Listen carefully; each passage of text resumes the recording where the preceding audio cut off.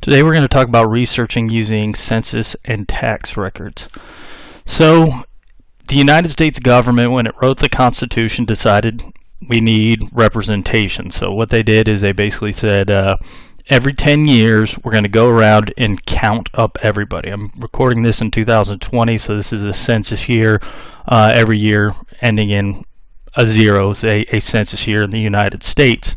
The reason they do this is for representation. You want to make sure how to divide up House of Representative members. The way it was originally done was, every state would get X number of House of Representative members.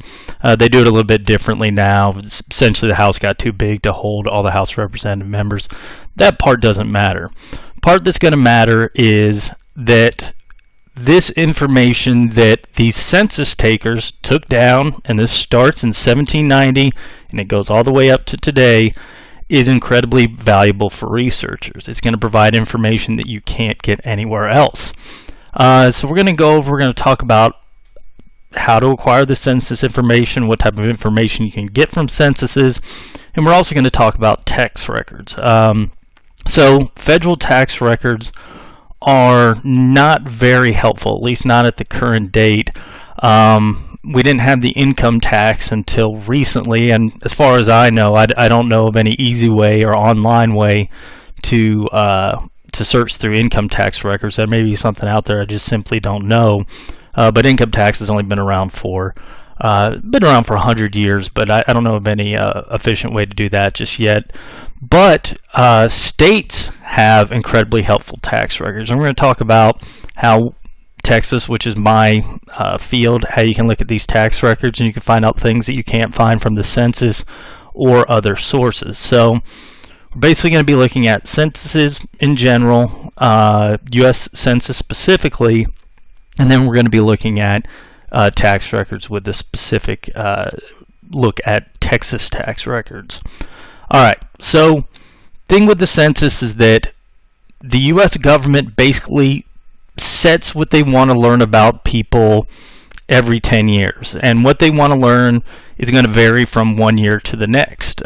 Very early on, they didn't take anything but essentially people's names down. Might have been some other outside information like, who lived in their house, who was the head of household. But then things are going to change as years go by. Later on, they'll add information they think is important, like person's race. Where does this person come from? Where did this person not only currently live? That's going to be on all census records, but where did they come from directly before this, and what's their country of origin? You'll see sometimes they're going to put race records on, especially when you're talking about later censuses. Basically, is this person white or black? Now, up until, what would it be, probably 1980 or so, you really only had black or white. Now you're going to see country of origin, but if you had somebody that was, say, Mexican ancestry, you might be able to tell from their last name, and maybe if they are actually from Mexico, but let's say maybe they had a grandfather or something, that was American, but the rest of the family's from Mexico, and they have an American last name, they're going to be listed on the census as white, and you're going to have no indication of if they would consider themselves of Mexican ancestry or anything like that. That's added later when the Mexican population gets a little bit bigger. So sometimes these things have valuable information, sometimes they don't. And again, you can go from one year to the next and find one information on one census that is very different from information that will be on the next census. So we're going to be looking at specifically the 1850 census, but we'll take a peek at some other ones. One thing actually, before we begin, I should point out is that some U.S. Census records are better than others. Like, for example, the 1870 census is not very good. So 1790, fairly accurate. You got this new country. Most people are on board with helping out, getting representation. The census takers went around all over the place. Now, maybe somewhere out in the deep country or whatever they didn't get to, but for the most part, I think they got just about everybody. Same thing for most of the censuses through early 1800s. But 1870, this was the time during Reconstruction. Basically, you had this radical Republicans had taken over the Senate.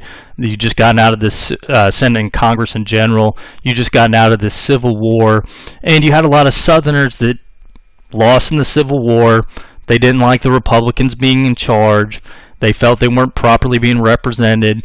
So when these census takers come around, a lot of people said, I'm not going to count. I don't want to get involved in the census. Now, this is dumb because they don't like Congress, so it would make sense to make sure you are representative to get more House of Representative members. Some other things were going on at the time as well, but a lot of Southerners just basically said, I'm not participating. And actually, I remember this happening in 2010. There were a lot of people saying, I don't want to participate because the government's going to use my information for something other than representation. But 1870 was a particularly big problem, and so for that census, you don't have as many people as you normally would. And you'll read population numbers from that census that are going to be different than what they are in reality. 1890 is another problematic census. 1890, the records burned. I don't know how. They were stored somewhere in a government building. The building burned, so we only have little bits and pieces of that census. Other censuses we don't have access to. So if you go past 1930, actually 1940 might have just opened up since it's 2020, but there's a 70-year window where you can't look at census records, and this is because a lot of people don't want their information given out. So the way they set up these censuses is we're going to have a lifetime. So a person generally going to live about 70 years, obviously a little bit older these days, but they didn't want people looking at information when they got older, so they set it for a long life. What was back then when they originally set this date. So you can't go and look at a census 10 years ago. That's private. You can go, if you're a census worker in the United States government, you can go in and you can, go through boxes or whatever and find it somehow. But that's private information. You're not allowed to do it. And they don't open these things up for 70 years. So we're going to see the 1941 opening up pretty soon if it's not already open. And then every census before that. But currently, everything, the only ones that are available are before 1940. So that's another issue with these census. But let's say we're looking at somebody before 1930 or 1930 or before. How are we going to find these things?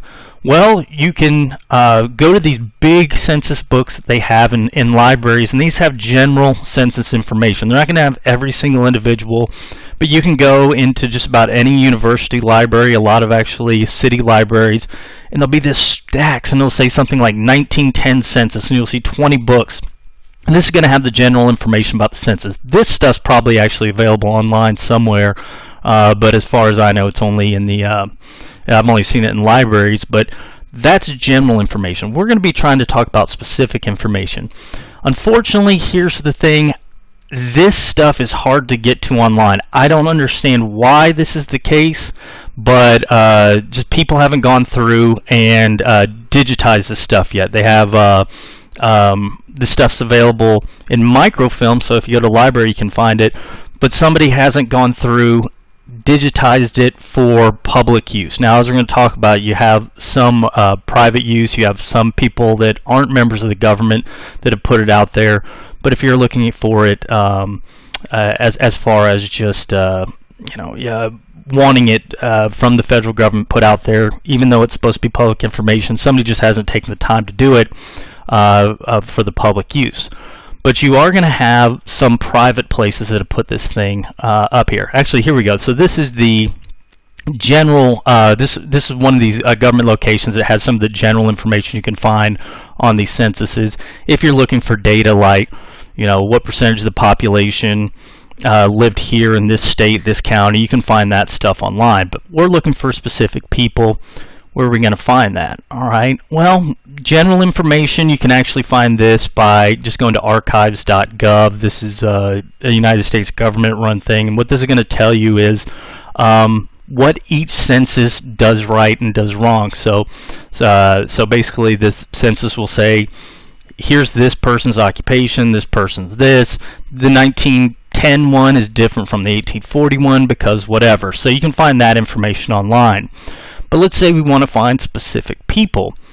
Well, one of the places that you can find where you are, darn it, this thing just takes loading up, is going to be this FamilySearch.org. Okay, now this is, all right, now this is, here we go.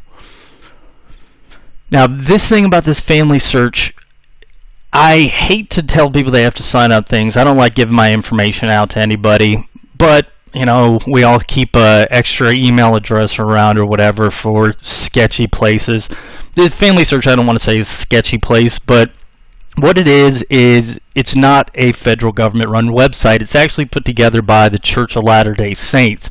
I don't want to pretend to know what the beliefs of the Church of Latter-day Saints are, but from my understanding, there's this general belief that it's imperative that the church just search through genealogical records to tie everybody back to Adam and Eve. I could be completely wrong about that.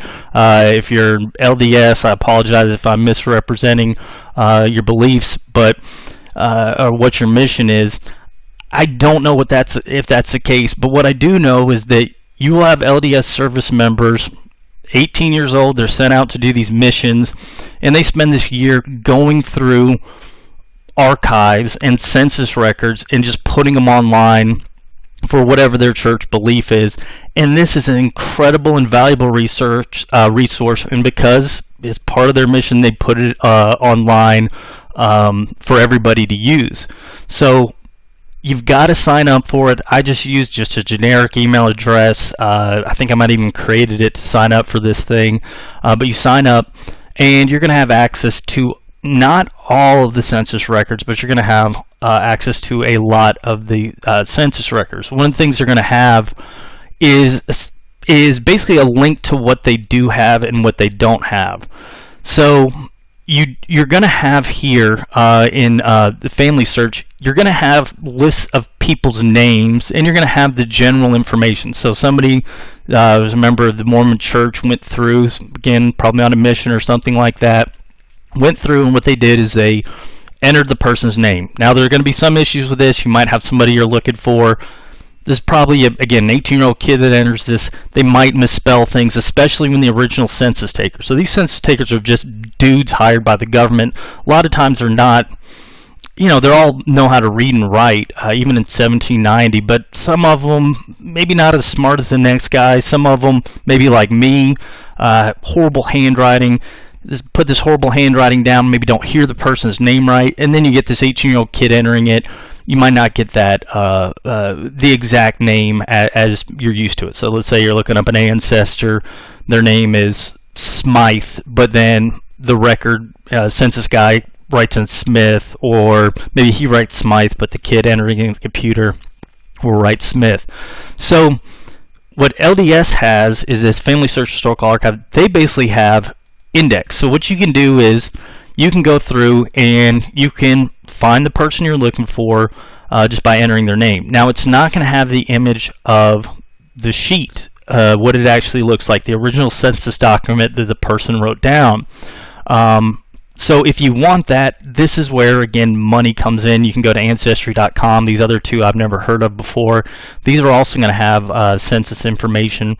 And you can go to one of these things, and it'll have the actual page with the information on it. Now, I don't think you're going to need these unless you're doing some deep research or unless you think somebody made a mistake. You can probably get it with just the FamilySearch thing. So you can go here if you're researching somebody.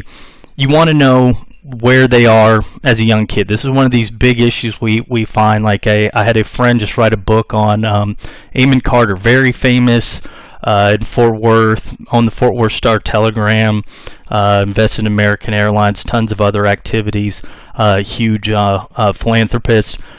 But the thing is, he was born poor and didn't talk a lot about his youth. Well, what my friend did is he went back to the census records, found where Amon Carter was born, found his living situation, found some interesting thing that Amon Carter never talked about, previous biographers hadn't found, you know, that he basically, I think the census record for like 1890 or something, found he was just a boarder in a house, like he didn't own the house, he was just living with somebody else, probably renting a room or something like that. That's the type of information you can find here. So again, you can get all that stuff from FamilySearch, but let's say we want to look at the actual Images. This is where you have to get the money, or you have to go to a library to get microfilm. I went ahead, and what I did is I searched up in Ancestry. I tried to find somebody that maybe people would know, and that's going to be one of my I'd say, yeah, personal heroes here. Obviously, this guy's got a lot of problems, but I think he's a really good dude. This guy, Sam Houston, former president of the Republic of Texas. And I just put his name in. I knew Sam Houston was Virginia. I knew he was around 1793, 1794 is when he was born. And I put his name in, and what came up is going to be the federal census for Sam Houston. So, actually, you know, you're going to have problems with looking these up. You're not always going to find the person you're looking for because people have the same names. So a lot of times you'll have to pare things down with some extra information you know about them. Like this guy, this Sam Houston here, looks like he was born right around the same time as Sam Houston. What's happening here is this person probably didn't, the census taker didn't write down where they were born. Is what I'm guessing is going to happen on this image. So we'll look at what happened with that guy first. See, it says his job. I can't even read what that says. It doesn't say where he's from. So yeah, the person here on the census record didn't write down where that information was, and that's why you don't have this here. But that's not our Sam Houston. This is our Sam Houston right here. So somebody in 1850, this is the year that I picked to look at the census. The census, again, different years are going to look different. But this is after Sam Houston was President of the Republic of Texas. Probably might have been U.S. Senator by this point. Older guy, 56, married a younger woman, I believe Margaret, his wife. You know, I think when they met, she was only 17. He was like 38 or something, whatever. I don't have any idea. But this is his wife, Margaret. And these are going to be their kids. And you can see this person came to Sam Houston's house. And they're going to be writing this various information. And each census sheet is going to have stuff like this. So this person was hired to take the census for Walker County. So state of Texas wants to make sure they get representatives in the House of Representatives. And then the federal government's going to want to make sure they get an accurate account of their population. So these guys are going to hire these census takers. So this guy's walking around Walker County October 5th, 1850, going house to house, which you can imagine back then, people aren't as clumped together, how difficult that is. And again, this is 2020 when we're recording this. People are sending these census records out by mail, but you're also going to still get people go house to house. That's what happened to me in 2010. A guy came to my door and just said, "Who lives here?" You know, it took a couple minutes, and I gave him the information. So that's what happened here in 1850. I believe that might be the person's name.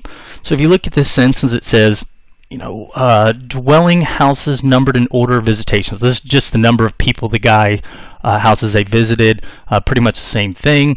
And then it says name a person whose place of abode was at the beginning of June 1850 when they're setting the census date.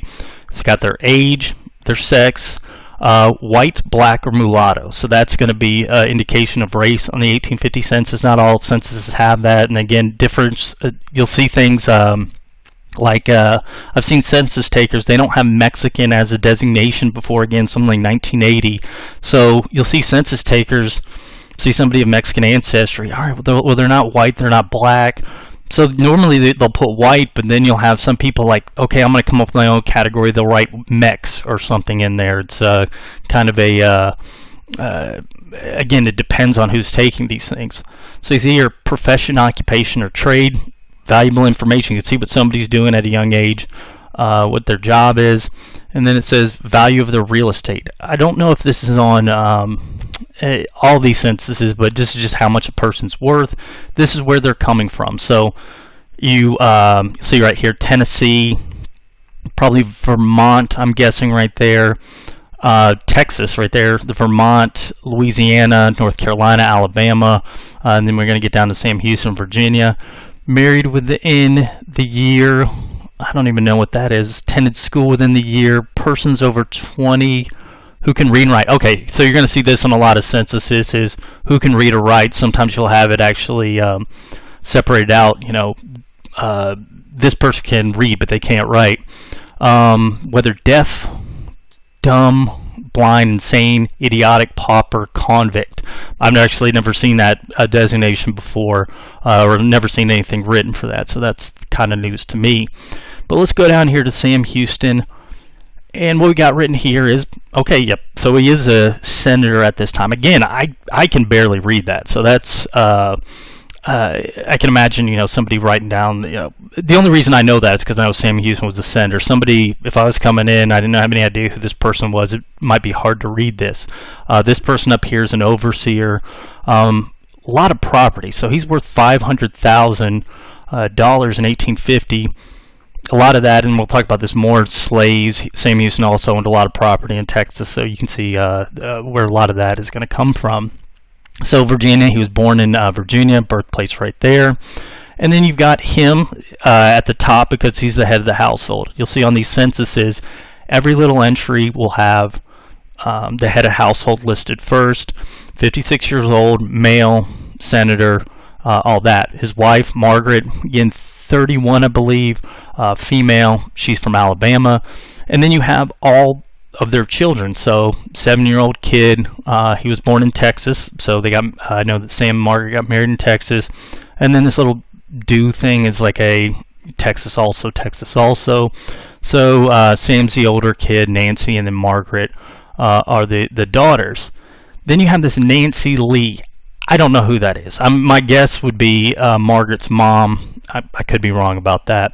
This guy right here, he's probably a boarder or somebody that works for Sam Houston. As a matter of fact, you see here, his profession's overseer. What I'm imagining here is that he was the guy that was in charge of Sam Houston's slaves. And then you have here, these apparently are, these might be Mary Houston, so it looks like she is 6 months old right there. And I don't know who that is. Jas Johnson, he's only 9. It could be some kid that,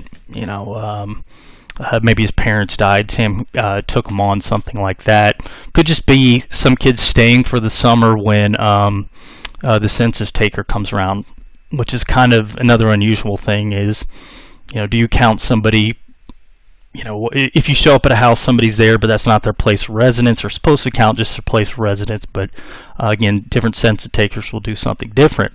So you see all this, you don't see anybody that would be a slave. This is because there were different roles for slaves. At least for 1850 and 1860, you're always going to have slaves counted in the United States because if you look at the U.S. Constitution, there's that 3/5 apportion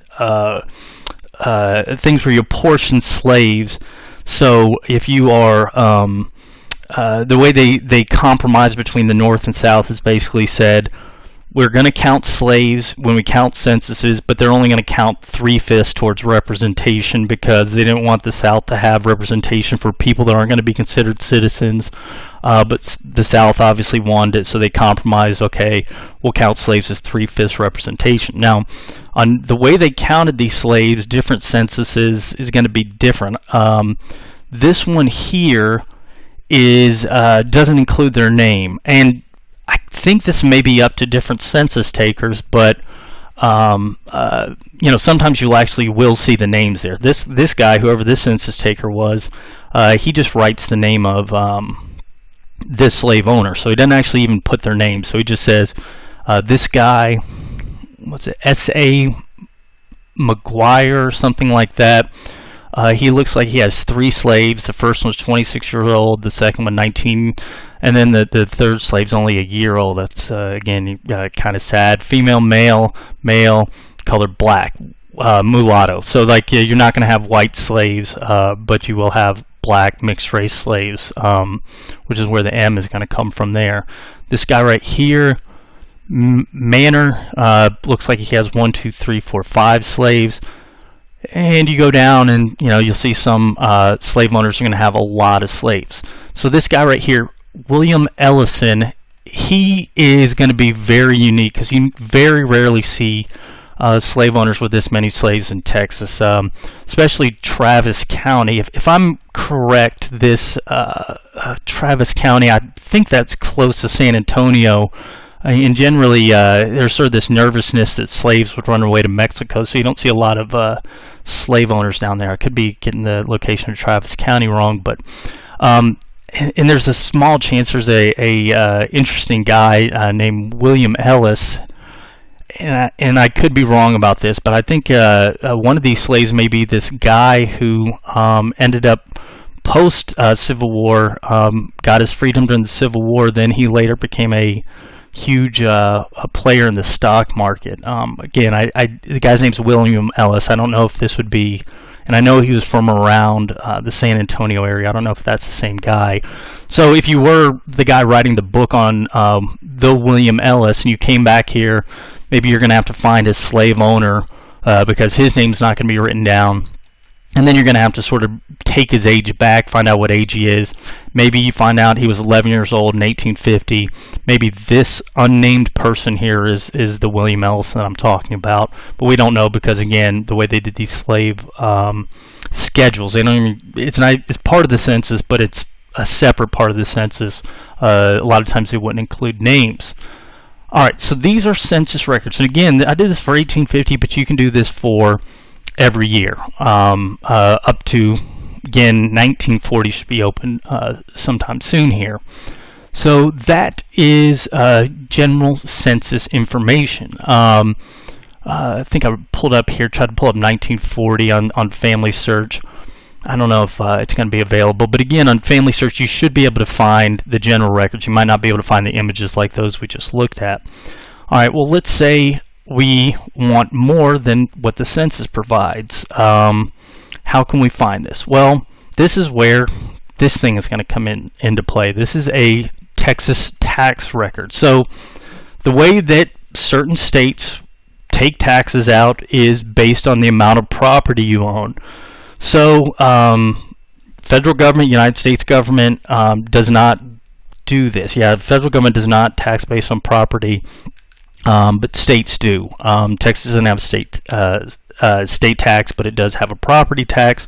So every year, basically, it's not every year, but a tax assessor will determine how much you're worth, and then they're going to say, pay me a percentage of how much property you have. So let's say you own 100 acres and outside of Fort Worth or whatever. At some point, you have that assessed, and they're going to say this is worth $300,000. We, the state of Texas, I don't know what the percentage they take out, but we're going to take out 3% of this, so you've got to pay us $9,000 every year as part of your property tax. So the way we do it today, again, I don't own any property, so I don't know what the percentage is, but we do it based on land, houses.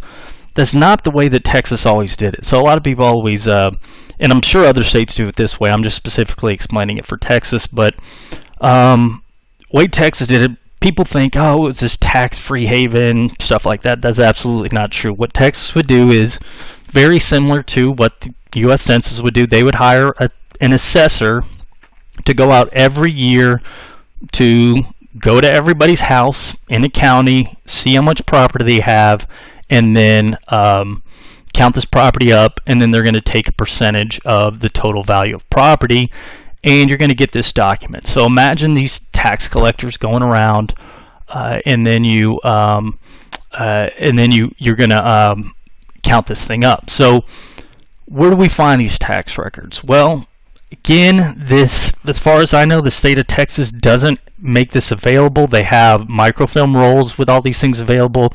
If you're going to find them, the best place to find them, once again, is this LDS FamilySearch.org. Again, whatever they're taking the census for, they or the genealogical records are basically going to put it all together. And what you can do is you can go here and you can go to the Texas County tax rolls. They have it up to 1910. I believe 1910 is when they changed the tax code to something different. But you can go here, click on a year, which I've already done, and what you can do is then say I wanted to look for somebody in, I think I clicked on 1850 here. Let's go, first you click on the county. Let's go here to 1855 El Paso County. Let's see what we got. for this. So you can see right here already, not very long, because there's only 11 images, because there's not that many people that live in El Paso in 1853. But when you go here, you're going to see this this image, and this is basically this tax collector guy writing down the people and everybody in El Paso, because they want to get money from everybody. The only thing that's certain is death and taxes, and so they want to get everybody. So they wrote down all these people's names. I'm going to go ahead and show this one. This is the one I was looking at earlier. I think I picked Denton County, so I spent a lot of time in Denton County. So I just picked one. What year is this? 1853. Denton County's not huge at that point. I think probably maybe a couple hundred people actually look at this. It's only 11 pages as well, so it's not huge. Imagine if you went to Harris County or something like that, a lot more people there, so this would probably be 50, 60 pages long there. What you're going to have here is, and again, this is taken every year, fairly consistent, from 1837, first year of the Republic of Texas, and they keep the tax system after Texas becomes a part of the United States, and they keep it when Texas is part of the Confederacy, and they keep going up until 1910. All right, so tax assessment. So same scenario, guys showing up at the house, counting up stuff, okay? This time, you know, whoever this guy is, looks like it's Daniel Strickland. So whoever that is the assessor and collector for Denton County. So Denton County is saying go around, count up these certain things. And if you look at the top, he's going to get some information. This information is going to be, on this part, very similar. The person who owns the house, followed by people that live in the house. You're going to have acres. You're going to have how much land they own. This is a big thing. They're taking the property tax off. How much value that land is. So my understanding is that these tax assessors are going to place this value, although it could be how much they bought the property for. But I think it's this guy actually does the assessment of the value of it, who they got the land from. Okay, so this is kind of interesting, and it's something confusing. It's still actually pretty important today. You would have people going way back when the Spanish government, when they controlled Texas, would give out land grants to people. Then you're going to have Republic of Texas, Mexican government's going to hand out land grants to people. Then you're going to have people fighting in the Texas Revolution. The Texas government will be giving out land grants, and you get these huge chunks of land, sometimes like 1,400 acres, something like that. And then this land is going to be sometimes sold off. Sometimes it's going to be kept by the original person. Other times it's going to be sold to another person. So this original grantee is who first got this land. So this is R.W. Allen.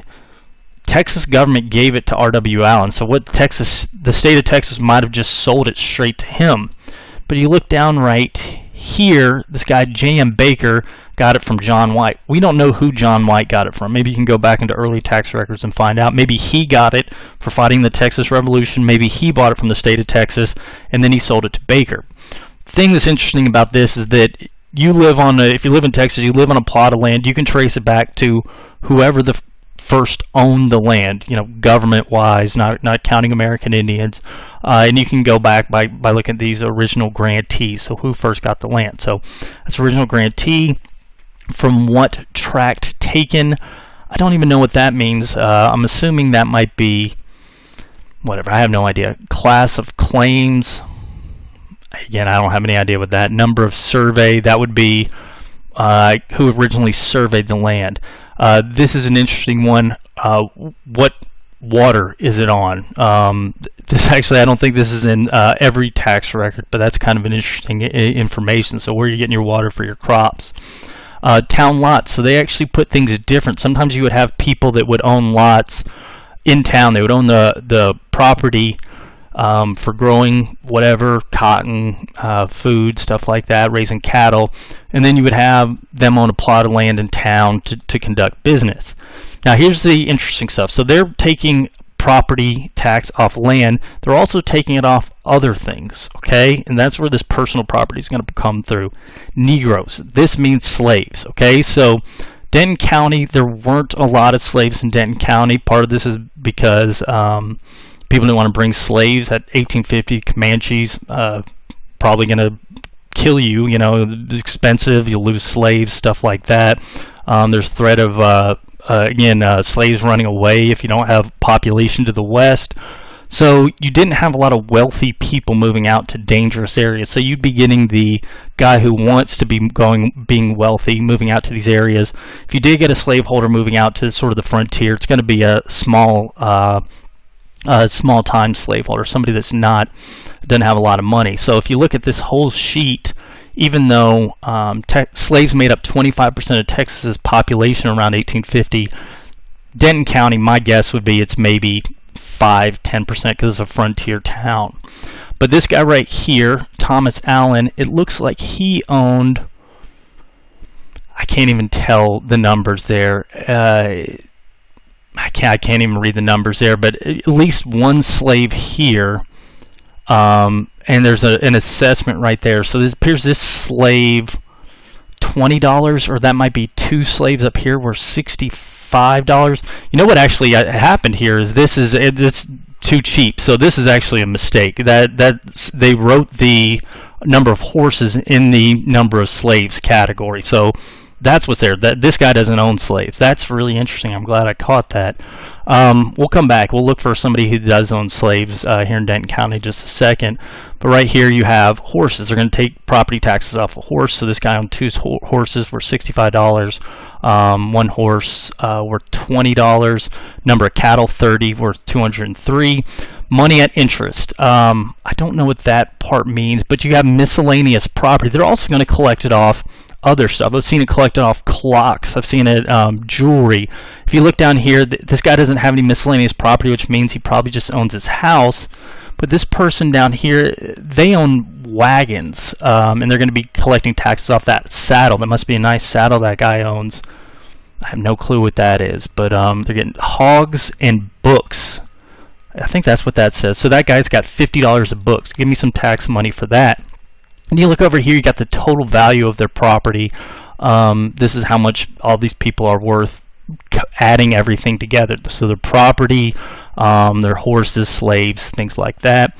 And then you have this poll tax. You would have to pay to vote back then, so they would collect the poll tax at that time as well. So this is how much the state is going to collect. This is how much the county is going to collect after counting the value of your property. Let's go ahead and keep looking for, let's see if there's any slaves here. Okay, this guy right here looks like he owns two slaves worth $800.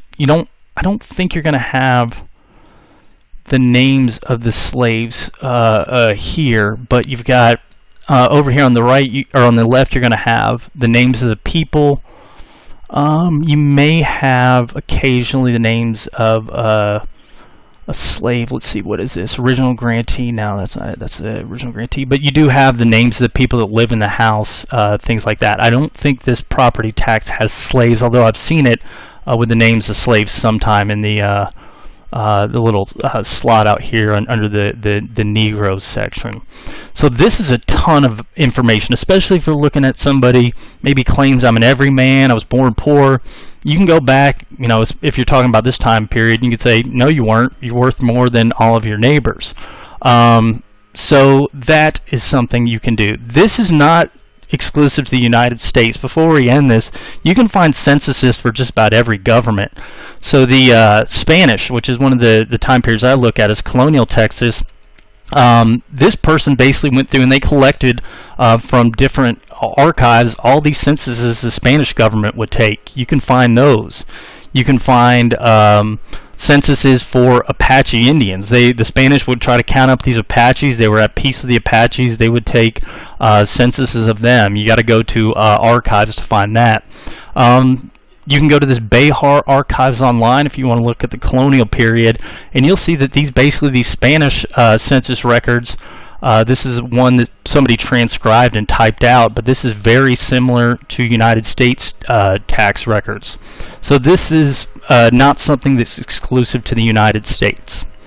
So anyway, check out these tax records. You can find them for just about any country, but good luck with that. Good luck with the state tax records.